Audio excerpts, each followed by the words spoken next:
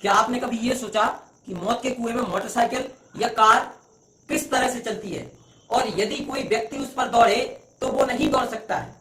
तो आइए जानते हैं इसके पीछे का फिजिक्स क्या है। तो इसके लिए हम समझते हैं एक रस्सी में बंधी हुई घंटी से। जब इसको देखिए घुमाते हैं तो घुमाने पर ये जो घंटी है ये बाहर की तरफ खिंची हुई घूम रही है। ये रस्सी क्या कर रही है, इस पर एक अंदर की तरफ बल लगा रही है। कहां? हाथ की ओर, मतलब सेंटर पर। और ये जो बल लग रहा है इसको कहते हैं हम अभिकेंद्र बल। और एक इसके भार की वजह से बाहर की तरफ बल लग रहा है जिसको कहते हैं अपकेंद्र बल। और इन दोनों बलों का संतुलन ही क्या करता है, किसी वस्तु को वृत्त पर घुमाता है दोस्तों, वृत्त पर। इसी तरह से मौत के कुएं में जब कार या मोटरसाइकिल बहुत तेजी से गति करती है, बहुत तेज चलती है, तो उस पर भी अपकेंद्र बल और अभिकेंद्र बल दोनों एक साथ कार्य करते हैं, और वह वस्तु जो है, वह गाड़ी है, वो मौत के कुएं में घूमती रहती है।